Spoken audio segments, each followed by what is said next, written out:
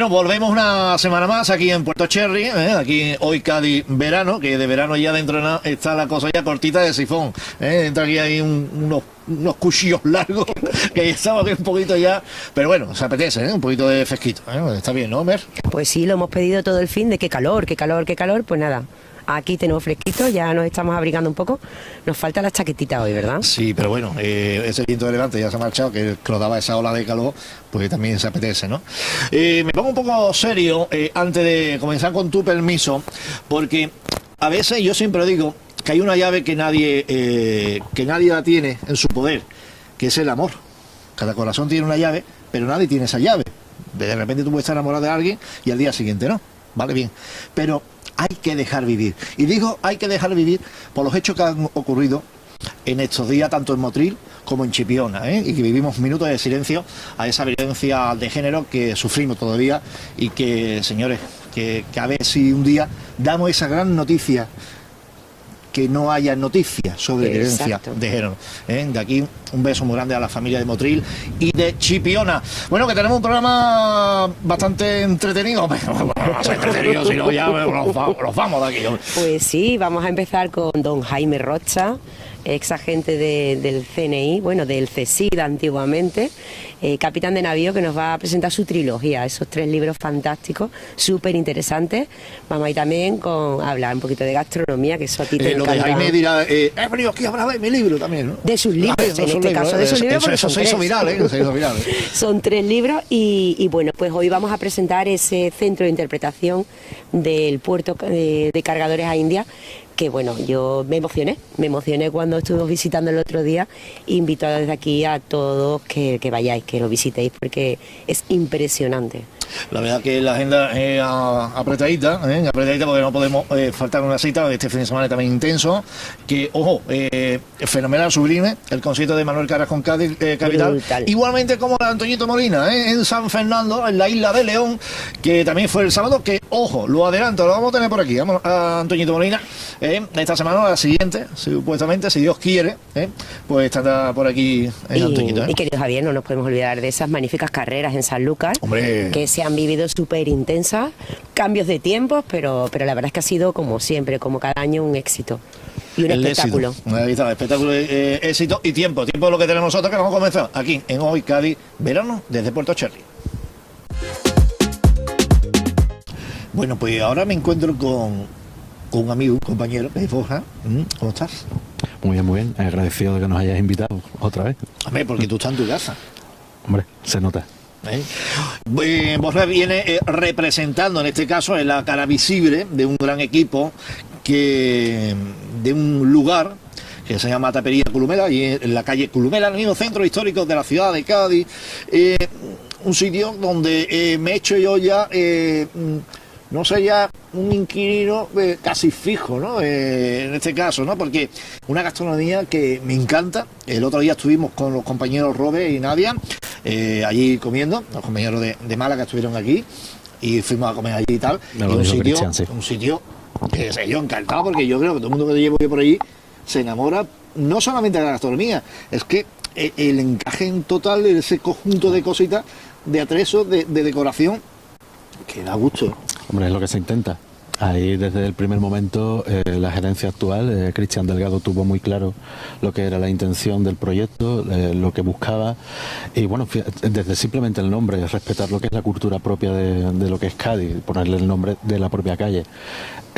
A partir de ahí, pues siempre intentó tener claro que tenía que explotar aquello desde el respeto a lo que era la trayectoria de la tapería de Columela. Y bueno, ese es el resultado, lo que tú has descrito, y bueno, intentar hacerlo lo mejor posible, y creo que está saliendo bien. ¿Cómo nace todo esto, Borja? Bueno, pues esto comenzó en enero de 2022. Ahí es cuando la actual gerencia, Cristian Delgado, vio el proyecto, estuvo interesado en él, y poco a poco fue concretando las posibilidades que aquello daba.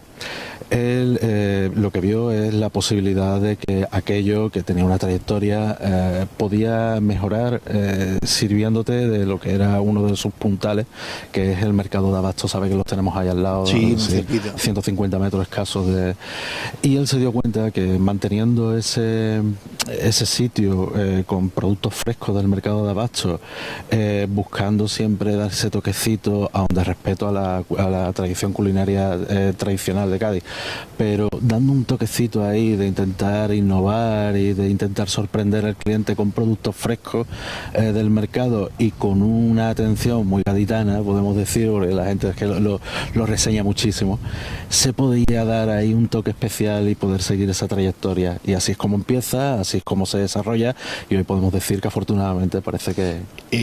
Muchos gaditanos y mucha gente que van a la Tacita de Plata va por esa calle Grumera y siempre, uy, qué cola hay aquí en la puerta, ¿eh? Sí, y sí. es verdad, ¿no? Siempre, pues ya estamos acostumbrados todo el mundo a llamar para reservar en cualquier lugar, ¿no? Pero mucha gente se queda en la puerta, oye, que se queda una mesa, si hay algo, pero... y tengo unas colas allí. Sí, sí, es verdad. Eso es buena señal. Sí, bueno, buena señal. Sí, sí. No, bueno, siempre hay huecos y entonces la gente se le suelen preguntar en la puerta a Miguel, que es el encargado de la puerta, y bueno, pues si se puede, pues se intenta hacer pasar a la gente y al final entre una cosa y otra pues acaba generándose esas colas, pero bueno, en general suelen acabar pasando, pero es verdad que es muy característico de lo que es la puerta de Columela. Oye, la gente que están viendo ahora el programa, aquí en 101 Televisión, la nueva televisión de Andalucía, oye, pero vale, Columela, ya sé dónde está situado, pero ¿qué me puedo encontrar en la gastronomía que me ofrece? ¿Que hay algo que a lo mejor dice, mira, pues yo recomiendo esto? Porque hay, oye, yo es que de verdad todo lo que he probado me gustan las cosas como son, ¿no? Claro, sí, bueno, tenemos platos que son bastante conocidos, más son platos estrellas, como la ensaladilla de gambón con alioli de Lima, ese toquecito además súper bueno, es uno de los platos estrellas, y a partir de ahí pues tenemos de todo, tenemos incluso una pequeña carta sin gluten, también tenemos platos veganos, tenemos también típicos platos de carne carrillada en salsa, insisto, desde platos muy típicos hasta esos toquecitos más innovadores, como por ejemplo una parrillada de verduras con petaceta, o este tipo de platos que son un poquito más así elaborados, incluso con toques de gastronomía asiática. Hemos intentado hacer todo tipo de innovaciones para intentar aunar lo que son los productos naturales de la tierra, propio del mercado, con un toque diferente, que pueda haber esa variedad que los clientes pues al final acaban. Ten en cuenta que también allí va mucha gente extranjera por el tema del turismo y siempre es conveniente intentar sorprender al cliente, y poco más que eso te puedo... Ya, pero es verdad que el turismo, lo que se mueve en Cádiz durante todo el año, aquí no hay un mes, muchas localidades, no, tenemos 2 meses, un mes, ¿no? Sí. Aquí siempre, un puerto de mar, y el lugar, ¿no?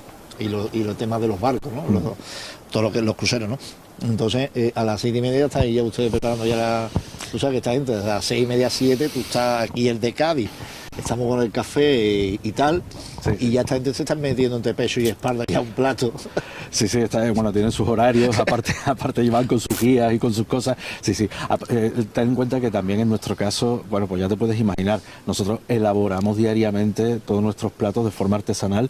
Pues fíjate, nosotros perfectamente podemos estar cociendo diariamente de 80 a 100 kilos de patatas diarias para hacer una ensaladilla de gambón, insisto, es decir, todo rigurosamente fresco, todo lo que es posible, naturalmente.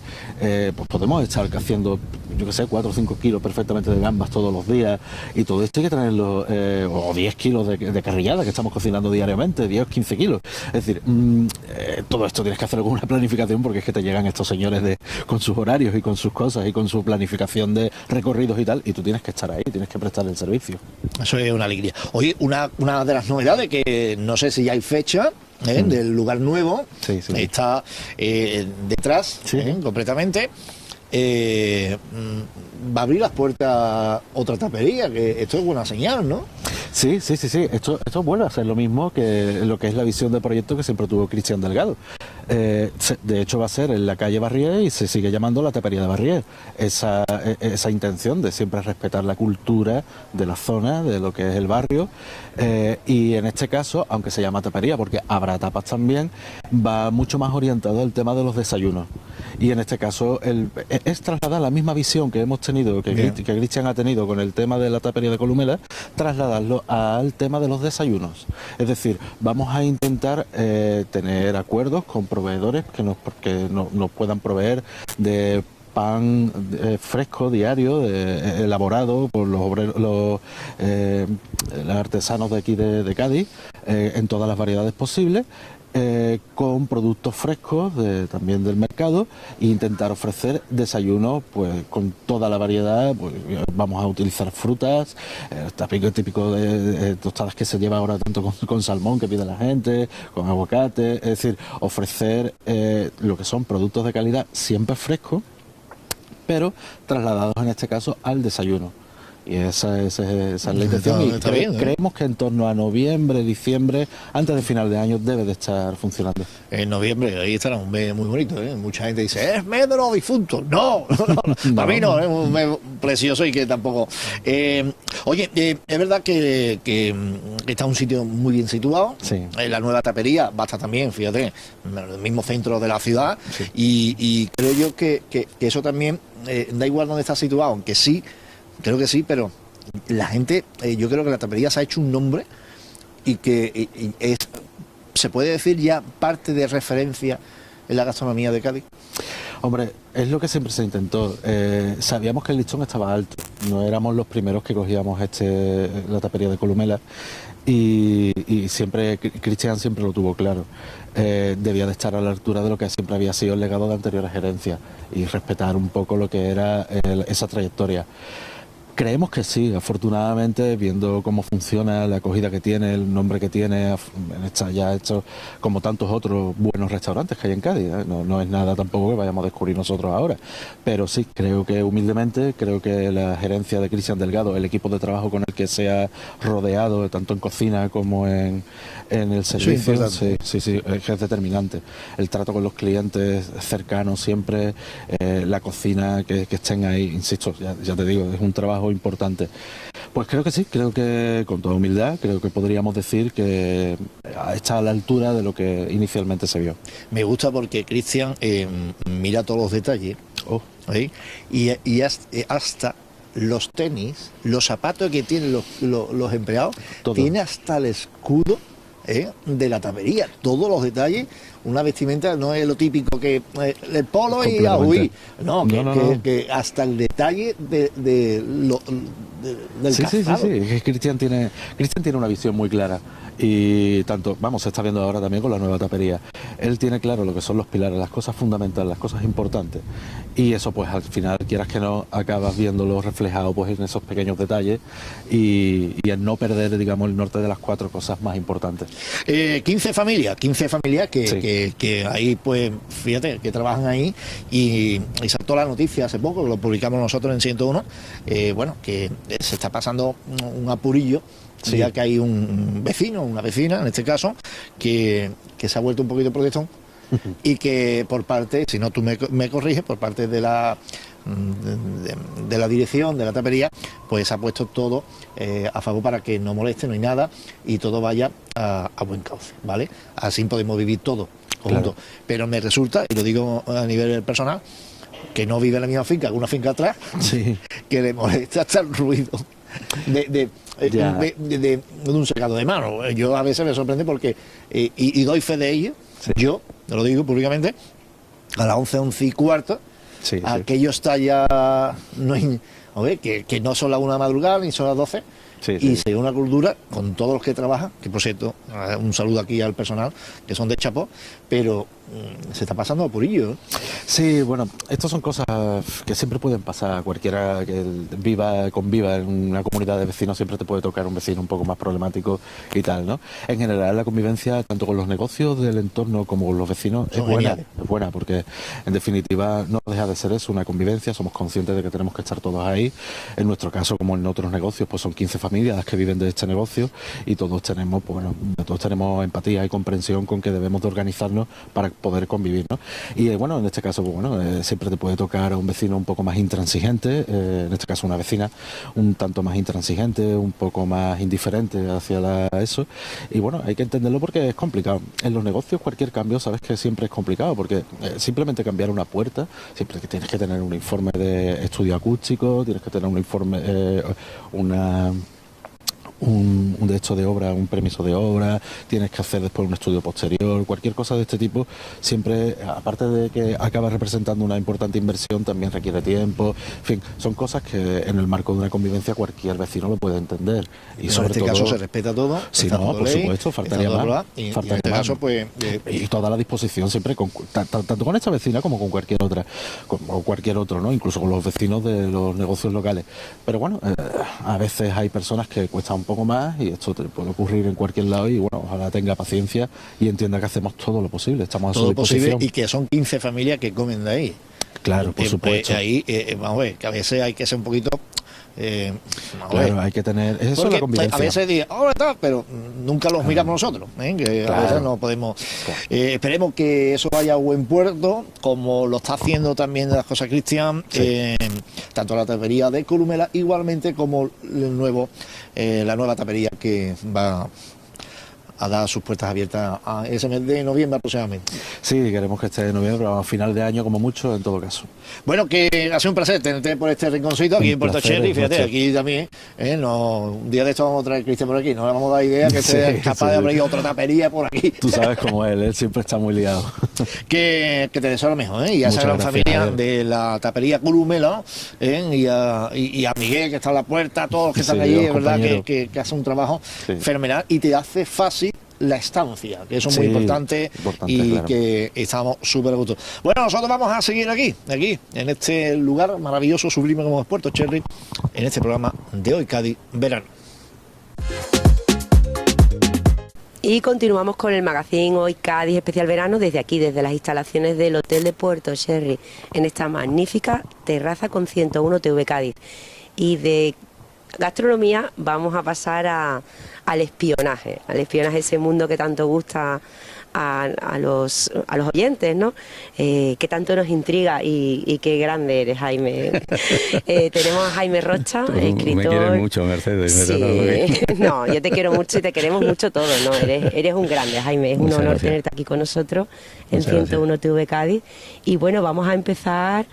Bueno, a mí es que me has dejado alucinada con esta revista, ¿eh?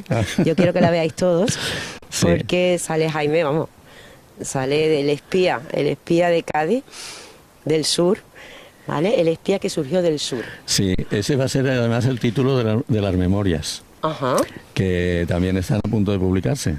No las he escrito yo, una parte la he escrito yo y otra parte la ha escrito otra persona, que ya se conocerá en su momento su nombre. No vive en Cádiz, pero ha venido varias veces a verme a Cádiz y yo también le he visto a él en la ciudad donde vive y hemos intercambiado documentación y cosas y tal. Y entonces estamos ahora ya en la fase de repaso de esas memorias y probablemente en este año, antes de final de año, salgan. O sea y eso, bueno, pues también es una parte importante, ¿no?, de mi obra literaria, ahora que me he convertido en escritor, ¿no?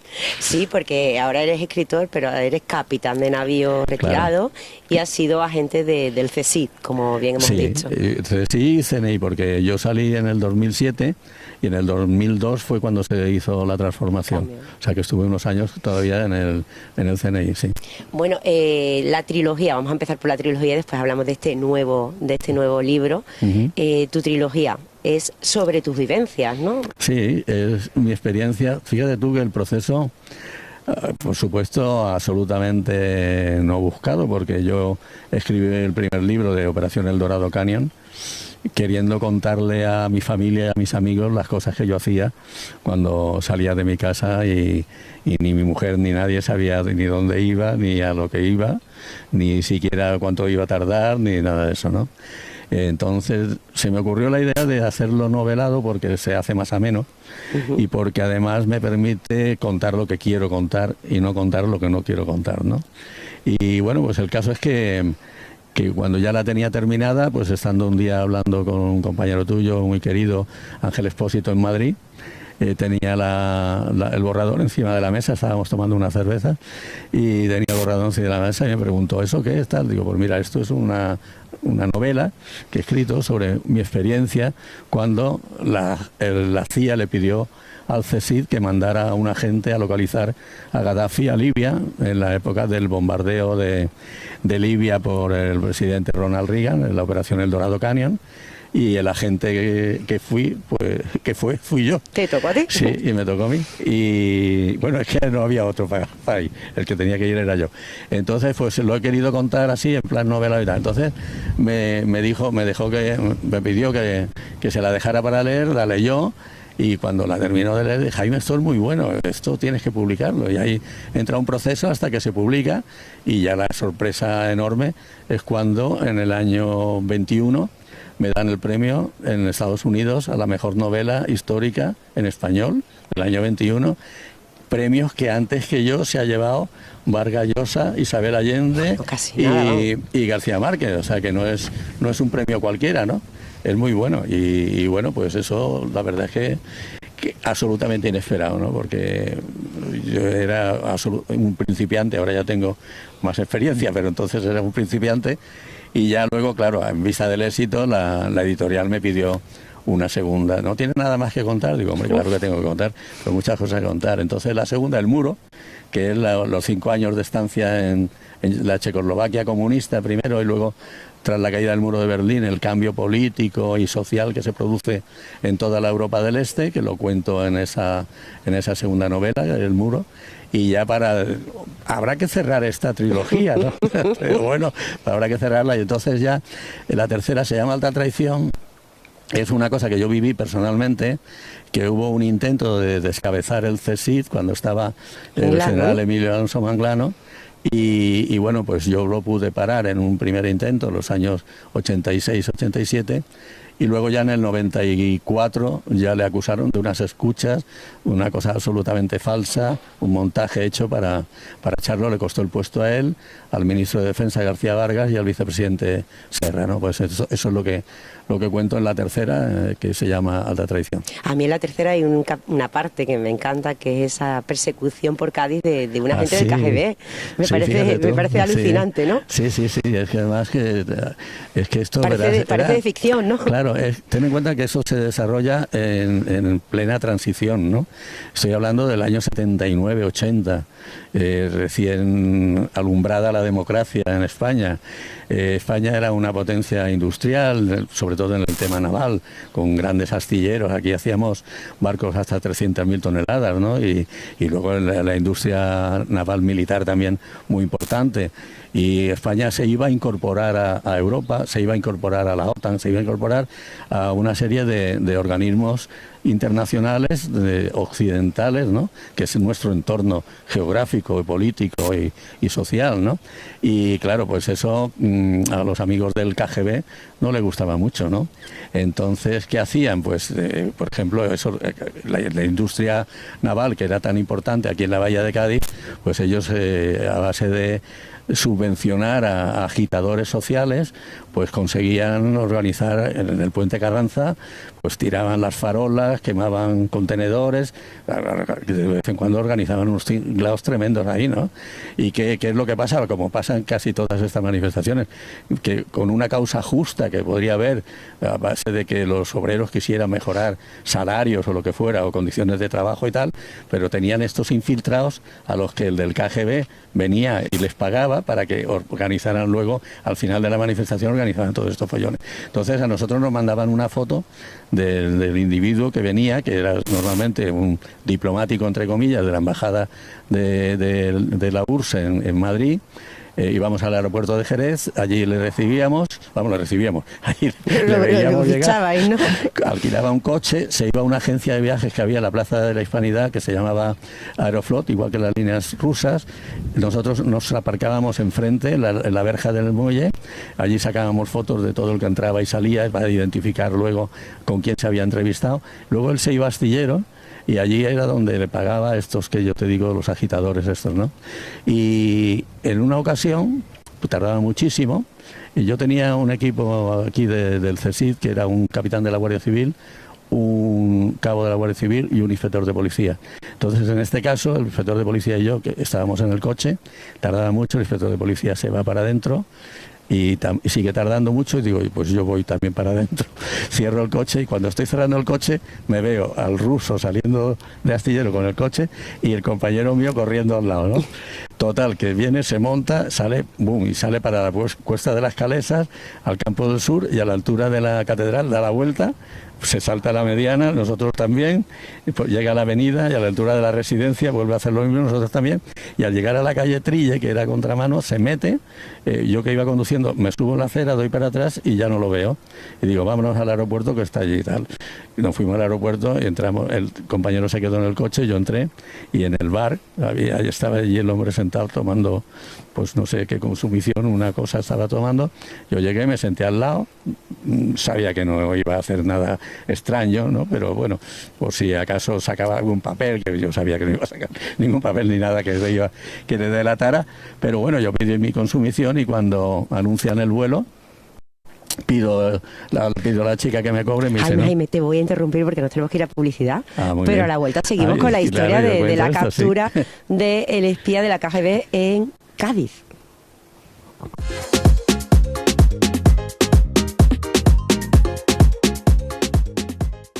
Aparcar en Puerto Sherry es gratuito todo el año. Es muy sencillo, sacas tu ticket en la barrera y luego lo puedes validar en cualquier establecimiento del puerto deportivo al realizar tu compra o consumición. Ven a Puerto Sherry.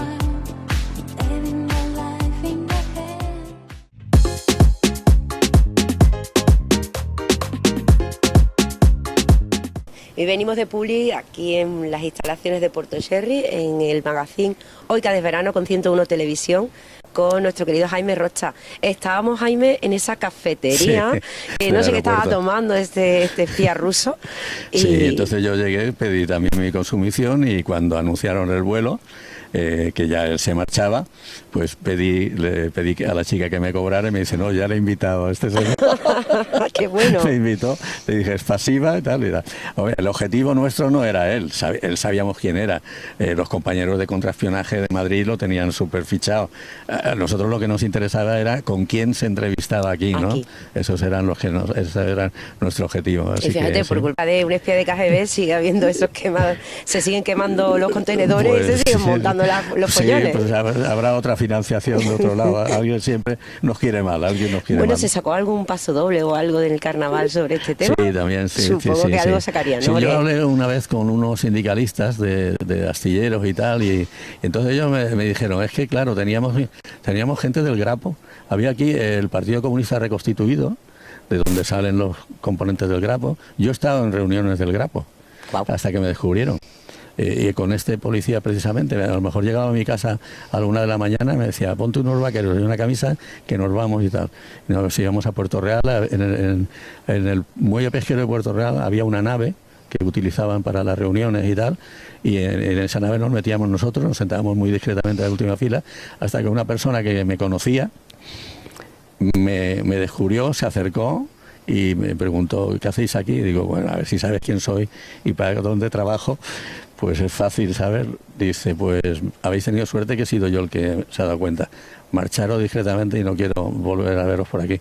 Entonces alquilamos una furgoneta con los cristales cintados y nos poníamos allí en la puerta con una cámara fotográfica, y cada vez que tenían reunión nosotros les sacábamos fotos a todos los que entraban y salían. De hecho, el puerto de Santa María fue un centro neurálgico de los grandes, ya lo creo, de los máximos mandatarios del Grapo, ¿no? Sí. Aunque no nació aquí, nació en Galicia, pero Sánchez Casas y toda esta gente y tal salieron de aquí, de Cádiz. Sí. Después te voy a contar una anécdota personal con el tema del Grapo que te va a parecer interesante. Bueno, después de esa persecución, de esta trilogía fantástica, presentamos tu nuevo libro, ¿no? Es País para Cuerdos, ¿no? Así es, sí. Que lo tenemos aquí con artículos. Es mi segundo libro de artículos, por mis pinitos como periodista, porque yo empecé a colaborar con el Diario de Cádiz hace mucho tiempo. Escribí un artículo que me pidieron un subdirector del Diario de Cádiz, amigo y tal, y me dijo, ¿por qué no escribías un artículo y tal? Escribí un artículo que se llamó De profesión político. Sí, fíjate. Y cuando se publicó me decían, te van a quemar el coche, te van No pasó nada de eso, ni me quemaron el coche, ni tuve ningún problema, pero simplemente decía que hay gente que vive de la política y que, bueno, pues además viven de la política y tienen que seguir viviendo de la política porque no saben hacer otra cosa, ¿no? El político profesional, el profesional de la política, ¿no? Que nunca ha dado un palo al agua y se ha metido en política para vivir de eso y tal. Bueno, pues eso lo escribí tal, gustó tanto que entonces el periódico me pidió que siguiera colaborando y he estado 11 años colaborando con el Diario de Cádiz. Y luego Paco Maruenda, una vez estando en Madrid, pues me pidió que colaborara con La Razón y he estado 6 años colaborando con La Razón y del 16 al 21. Y entonces ahora he publicado este libro de artículos de La Razón, que quienes los han leído ahora dicen que no han perdido actualidad, que siguen siendo muy actuales porque son también temas, hablo de muchas cosas, ¿no? De política también, pero los que lo han leído pues tienen muy buena crítica. De que bueno, yo el anterior, De mí para ti, lo tengo, lo he leído y me encantó. Bueno, ahora me voy a leer este, me lo voy a empapar. Ya me contarás. Ya te contaré, Jaime. Y la trilogía, te lo he dicho, que te la he encargado para mi madre, para pedirse a los Reyes Magos. Muy bien. Y creo que es un regalazo para cualquiera, ¿no? Jaime, ¿qué situación dentro de tu carrera, como decía? Porque estamos hablando de escritor, pero bueno, pues eso tenemos que comprar el libro y leerlo. ¿Qué situación ha sido así un poco complicada, compleja dentro de tu carrera profesional? ¿Dentro del CSI, sí, del CNI? Bueno, pues el tema ¿alguna divertida o compleja? Bueno, yo cuento en la segunda novela. Hombre, que te descubrieran los del Grapo ya es complicado, pero... Ya, sí. No, y yo tuve también... Yo cuando llego de Libia, de la operación El Dorado Canyon, llego a Madrid y yo tuve que salir... yo tenía un vuelo a Roma, pero en el aeropuerto había una persona que me conocía, entonces tuve que cambiar el vuelo a Frankfurt. Me escondí durante el tiempo que esta persona estaba por allí, que volaba a Roma, y por eso tuve que cambiar y me fui a Frankfurt. Y cuando llego a Madrid me mandan a Marruecos sin darme tiempo a cambiar la documentación. Yo cada vez que iba a una misión al extranjero cambiaba la documentación. Iba a la Comisaría General de Documentación con 2 fotos de carnet y me daban pasaporte, carnet de conducir y tal, con un nuevo nombre, nueva profesión y tal, ¿no? Bueno, pues en este caso, cuando llego a Madrid, me mandan a Marruecos, digo, no me da tiempo a cambiar la documentación, te vas con esa documentación. Y llegué con esa documentación, lógicamente, nada más llegar a la frontera de Tetuán, el gendarme que ve que había estado en Libia, un país en guerra, bombardeado por los americanos. Libia y Marruecos no es que se lleven muy bien, precisamente. Total, que llamó al teniente de la gendarmería, me pasaron un cuarto, me tuvieron 1 hora allí con un interrogatorio. Además me pidió el gendarme, ¿usted habla francés? Dije, sí, ¿le importa que hablemos en francés? Total, 1 hora y tal. A la hora me pusieron el sello. Había un compañero mío que había pasado ya, que me estaba esperando, además era su primer viaje, estaba desesperado. Total, alquilamos un coche en Tetuán y ya hicimos nuestro trabajo. Y no cuento el trabajo porque se lee mejor la novela. Y además es extenso y no nos podemos extender demasiado. Pero a la vuelta de Casablanca, donde habíamos estado trabajando, que era recoger una documentación y hacer unos pagos y tal, recibo un aviso de que la policía la teníamos detrás. Total, que allí tuvimos un encuentro en un sitio así con chicas y tal. Una de las chicas nos preguntó en francés si éramos espías. Fíjate tú, así, sí. Bueno, en la escuela, en la novela lo explico mejor y tal. Total, que nos la tuvimos que llevar a un hotel, encerrarla allí y salir corriendo. Y llegando al aeropuerto de Tánger, la policía detrás, nos metimos en el aeropuerto, había un vuelo a Barcelona y nos fuimos a Barcelona. Y también fue una situación compleja, comprometida, sí. Pues si fue para ti, me imagino que para tu compañero que se estaba estrenando tuvo que ser tremendo, fíjate, ¿no? Ya no volvió más.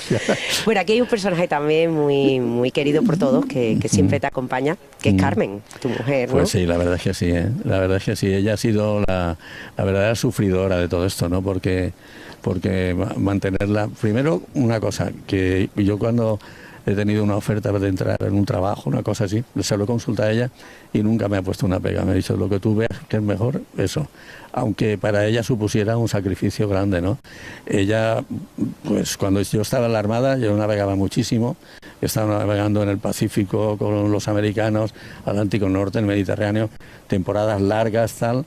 Y ella aquí con 5 hijos que tenemos, criando los 5 hijos, pues la verdad es que... Y además bien criados y bien educados. Hay que decir que Carmen ha hecho un trabajo estupendo. No ha salido mal.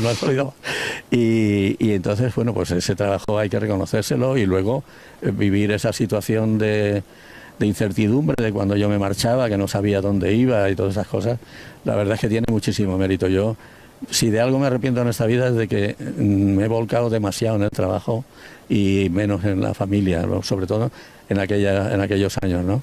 Luego no, luego la cosa pues ya ha cambiado y mucho, además pero ahora están los nietos. Pero ya además estábamos con para los disfrutarlos. nietos y tal, sí. Bueno, Jaime, ¿dónde podemos comprar tus libros? Bueno, en el Puerto de Santa María lo tienen en Ágora, en la Casa del Libro, el Libro CC, en Amazon, en cualquiera de esas grandes plataformas, el Corte Inglés, todas esas las tienen, y luego hay algunas librerías en diversas ciudades que también los tienen, ¿no? Y si no los tienen, los piden y se los llevan. O sea que no de hay hecho, problema, tienes tu página web también, donde podemos... Tengo una página web, sí, que la dirección es muy sencilla, es jaimerochat.com, y ahí te viene toda la información y tal. Incluso hay un apartado, si alguien quiere los libros dedicados, se entra en ese apartado y tal, y se piden, y hay una librería en Cádiz que me llama, los firmo y la misma librería se los manda. O sea, bueno, yo tengo el mío ya dedicado, Jaime, yo estoy encantadísima.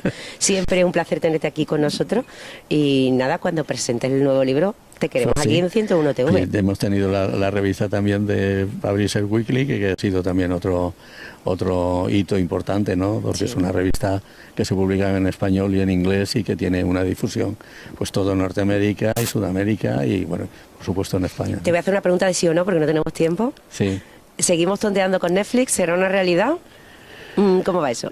No es con Netflix. No es con hay Netflix. 5 productoras. Vale. Hay 5 productoras que están interesadas en una serie de 3 temporadas con 8 capítulos por temporada. Ahí estamos, sí. Bueno, a ver si lo cerramos y lo podemos contar aquí y podemos verlo.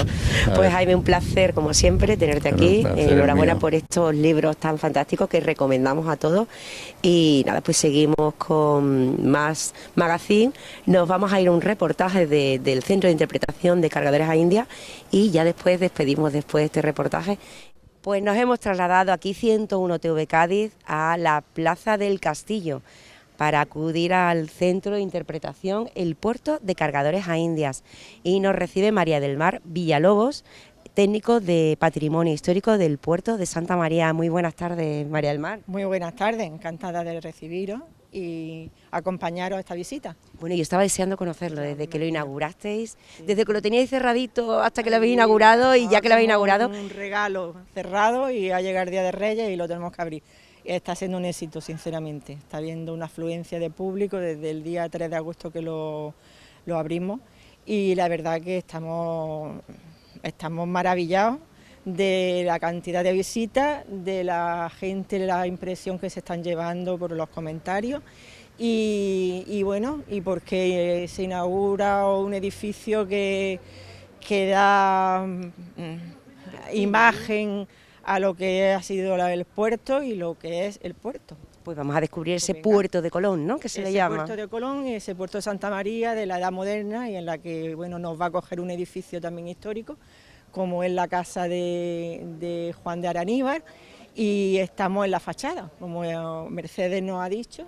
Estamos en la Plaza del Castillo, Plaza de Alfonso X el Sabio, un lugar emblemático porque aquí estamos en el meollo, en el centro del casco histórico donde surgió el puerto de Santa María, en la época de Alfonso X el Sabio en el siglo XIII, con lo cual mejor ubicado, imposible en el aspecto histórico de este enclave porque es único. Pues la fachada es una fachada de una casa de cargadores a India. Las características de esta casa en concreto, que sirve para todas las casas de cargadores a Indias, en el recorrido iremos explicando pues un poquito qué son las casas de cargadores a Indias. La casa de cargadores a Indias hace alusión al propietario, a la profesión del propietario. Una casa de cargadores a Indias es una casa de un comerciante con América, simplemente. Es una casa palacio, y mucha gente cuando va a otros lugares dice, pues yo he visitado casas palacio, pero de cargadores a Indias no, porque de cargadores a Indias tenemos la suerte, podemos decir, histórica y el rastro de esa época en la arquitectura, porque es una arquitectura singular, que la encontramos aquí en el puerto, en la ciudad de los 100 palacios, la encontramos en Cádiz, que también hay casas de cargadores, la encontramos en otras ciudades de la bahía, pero sobre todo en Sanlúcar, en el puerto y en Cádiz, porque estuvieron dentro totalmente pues involucrada en la carrera india, y los cargadores a India o comerciantes con América dejaron estas magníficas viviendas. En esta pues estamos en la fachada con el año de 1660, que es cuando se construye. La construye Juan de Araníbar en un solar que le cede el duque de Medinaceli, y este señor, según la documentación histórica, fue uno de los más importantes del puerto a mediados del siglo XVII. Y nos recibe el concejal de Cultura, Enrique Iglesias. Muy buenas tardes, Enrique. ¿Qué hay? Buenas tardes, Mercedes. Bienvenidos a este maravilloso palacio de Araníbar, centro de interpretación del puerto de cargadores a Indias. Bueno, cuéntanos cómo ha sido el trámite hasta llegar a abrir estas puertas, porque ha sido complicado, ¿no? Un parto no, han sido 10 partos, ¿verdad, María del Mar? Ha sido un trabajo pues muy grande, desde investigación en los mismos archivos del puerto, de investigación, de difusión, de cómo dar con la fórmula apropiada para llegar al máximo de personas posibles, para crear el interés, para comunicar de la manera más certera, y la verdad que el resultado es espectacular. Estamos viendo muchísima afluencia de público. Más o menos, ¿qué cálculo tenéis de visitantes al museo? Pues si no me equivoco estamos una media de 200 personas, 200, 300 dependiendo del día, pero estamos ahí, entre 200 y 300 personas diarias. La verdad que es fantástico, es fantástico. Sí. Ha costado, pero bueno, hemos llegado a este... ¿Qué es el puerto de Colón, como hemos hablado, el puerto de cargadores a India? Le hacía falta al puerto este museo, ¿no? Bueno, este centro de interpretación. Claro, es que te ayuda a entender por qué el puerto de Santa María es hoy así, ¿no? La transformación que sufrió la ciudad, tanto urbanísticamente como culturalmente, socialmente, económicamente, con todo lo que está alrededor del descubrimiento de América. Poquito tiempo lleva ahí y un gran triunfo. Supongo que esto irá más, ¿no, Enrique? Sí, esto es un regalo que le tengo que agradecer a los compañeros de Patrimonio Histórico, que han hecho un trabajo de equipo espectacular, y la verdad que la pasión que le ponen y la lucha que tienen por defender y poner en valor el patrimonio de nuestra ciudad, que no es poco, es muy grande, muy amplio y muy valioso, es digno de merecer. Pues vamos a seguir con la visita con María del Mar, que te la hemos robado hoy. Gracias a vosotros por cedernos a María del Mar hoy, que es una historiadora fantástica, y enhorabuena por esta apertura, ¿no? Vamos, ha sido como el regalazo acabado de entrar como concejal, ¿no? Ha sido eso, ha sido un regalo y un lujo como portuense haber vivido esto en primera persona, la verdad. Así que os dejo, con María del Mar, que os va a hacer una visita que no vais a olvidar. Pues seguro, yo estaba deseando venir. Enrique, muchísimas gracias por atendernos y por recibirnos en este gran centro de interpretación. Continuamos con la visita. Quiero que contempléis este patio, es un patio usual dentro de las casas de cargadores a Indias, pero maravilloso por la estructura que tiene, de planta cuadrada. Fijaros en las columnas, en los arcos, la elaboración de esos arcos de medio punto hechos de piedra arenisca de aquí de la Sierra de San Cristóbal, y la planta noble, que es donde está el centro de interpretación. Aquí estamos viendo también a derecha e izquierda unas escaleras que después descubriremos a dónde nos llevan, porque también es un espacio del centro. Y bueno, pues como sabéis, estas casas se estructuraban, como he dicho, en función del oficio del cargador, del comerciante. Estos cargadores, mucha gente se cree o piensan, cuando se dice, como el nombre cargador parece un nombre vulgar, pues que es que ellos iban cargando los fardos en los barcos hacia América, y no eran nobles, aristócratas, que tenían un poder económico importantísimo, se construían casas, palacios, y les daban la función que ellos necesitaban para su oficio. Entonces en el bajo tenían bodegas, que luego vamos a ver una bodega. Las que estaban muy cerca del río tenían incluso embarcadero, como la Casa de las Cadenas, que en la parte trasera tenían un embarcadero privado. Tenían bodegas, porque eran también productores de vino y aceite, tenían en el Pago de Balbaina sobre todo tierras de olivo y de vid, y producían vino y aceite para embarcarlo y la venta, el comercio con América, y tenían molinos de aceite en estas mismas casas. Entonces los bajos eran esos almacenes de productos, los entresuelos, el entresuelo pues estaba destinado también a oficinas y almacenes de productos delicados, la zona de vivienda, que eran auténticos palacios barrocos y rococós, como es el caso de la Casa de Purullena, que tenía una decoración de un auténtico palacio de un gran lujo, con materiales de un nivel importante, como era la clase social a la que pertenecían los cargadores a India, y luego la parte de superior, que era para el servicio, pero que en este caso también se ha utilizado para centros de interpretación. Entonces, el continente es una casa-palacio histórica y el contenido es la historia del puerto de más de 300 años, porque empezamos antes del descubrimiento de América y terminamos con la independencia de las colonias en el siglo XVIII y el cambio que sufre la ciudad en ese periodo de tiempo con la figura de los cargadores y cargadoras indias. Estamos en la planta principal del edificio, donde se ubicaba el palacio de Juan de Araníbar y de su mujer Leonor, y aquí estamos junto a la figura de Juan de Araníbar, un dibujo animado que nos presenta la exposición. Él es el propietario, nos dice que vino de San Sebastián, que se estableció en el puerto, y veremos en la fecha que se establece por qué lo hace en esa fecha, en el recorrido lo vamos a entender, y fue el promotor de la llegada, el que impulsó la llegada de muchos cargadores a Indias, porque él era el tío de esa famosa familia, los Bizarrón, de las cadenas.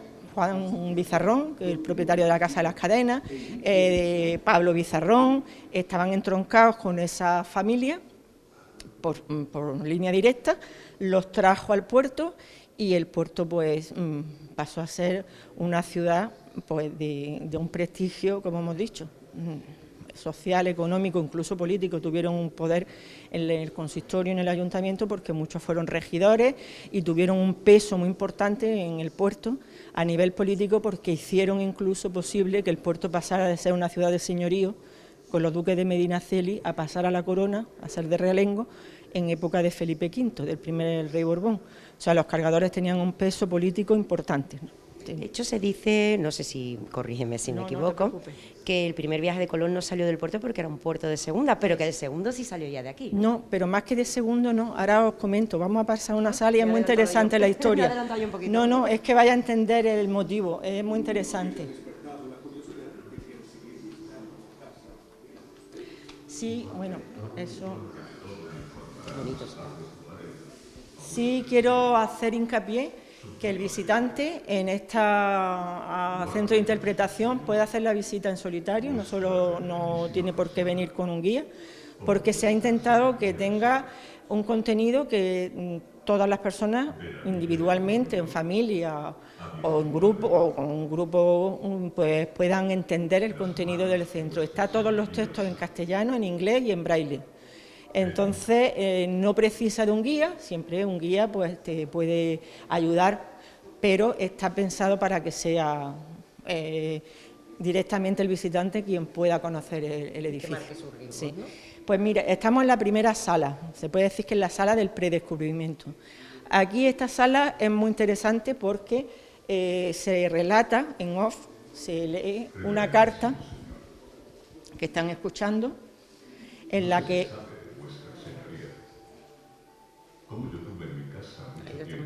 Estamos escuchando a Luis de la Cerda, primer duque de Medinaceli y señor del puerto, como en esa carta de 1493, un año después del descubrimiento de América, se la envía a la reina Isabel y le recuerda cómo Cristóbal Colón estuvo aquí antes del descubrimiento.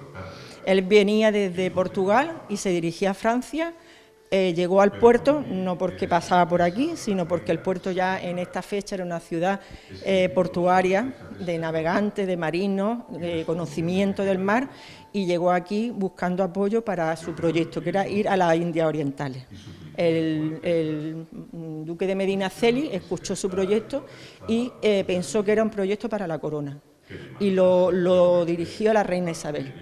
El descubrimiento se llevó a cabo, esa ruta que buscaba Colón la encontró, pero hacia un nuevo continente, y en esa carta que tenemos ahí, que se está leyendo, pues es el momento en el que Luis de la Cerda le recuerda a la reina que gracias a su intercesión se han encontrado unas auténticas tierras de riqueza y que el puerto se tiene que hacer partícipe del comercio con esas tierras.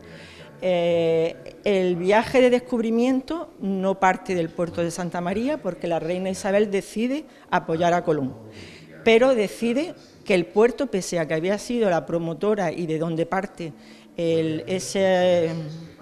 esa indicación por parte del duque de Medinaceli, que era el señor del puerto, de que escuchara a Colón, decide que el puerto no, porque el puerto era una ciudad de señorío, pertenecía a una casa señorial y era darle el privilegio a unos señores, que entonces estamos hablando de una sociedad feudal, y podría haber enfrentamientos o algún tipo de conflicto entre otras vecinas como Sanlúcar, que estaban los Medina Sidonia, en Cádiz igual, y decidió que saldría el primer viaje, ese viaje hacia la ruta de las Indias Orientales, desde el puerto de Palos, en Huelva, que era un puerto de realengo, de la corona, con lo cual no había conflicto.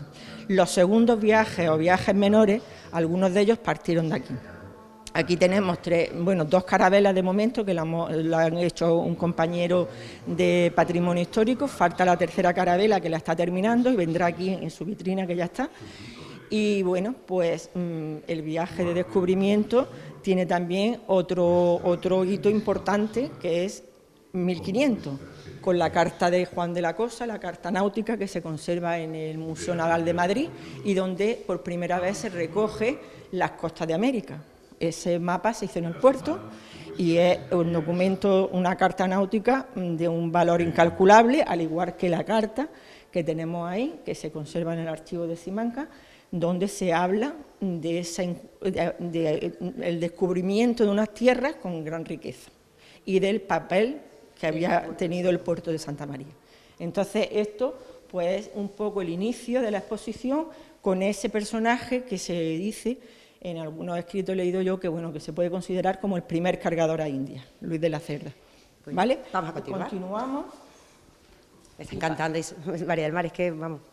Pasamos a esta sala, que es una auténtica joya, ya no solo por el contenido de la exposición, sino por la cubierta, un artesonado mudéjar, hecho de madera de nogal, con todas estas piezas que se describen en este panel, de manera muy didáctica, muy fácil de entender para personas que no conozcan este tipo de arquitectura, de lo blanco, que es una maravilla conocer cómo era la fabricación de estas cubiertas. Esto es, bueno, para mí un mundo que no podría comprender cómo se hacía, porque esta la vemos y nos maravilla, pero cuando entramos en iglesias con cubiertas de artesonado mudéjares son impresionantes, toda esa geometría, las piezas de que está compuesta la cubierta, una maqueta que se ha hecho tifológica para ser tocada por invidentes y se les pueda explicar pues de qué parte está compuesta, de estos 4 faldones que están, yo estoy cerrando los ojos para que se vea que es para esta zona central, que es el almizate, con estas formas, y en el centro pues igual. Y todo esto está previsto para personas que tengan alguna dificultad de visión y puedan pues comprender. ¿Te parece, María del Mar? Vamos a parar esta primera parte del documental con estas mujeres, las cargadoras indias, y continuamos con la visita. Pues nada, os prometemos una segunda parte, seguro que os está encantando, y seguimos aquí, en el Centro de Interpretación de Cargadores a India, con María del Mar Villalobos. Y nada, hasta mañana a las 7:30 aquí, en las instalaciones de Puerto Sherry, en 101 TV Cádiz. Más noticias, más actualidad de la Bahía de Cádiz.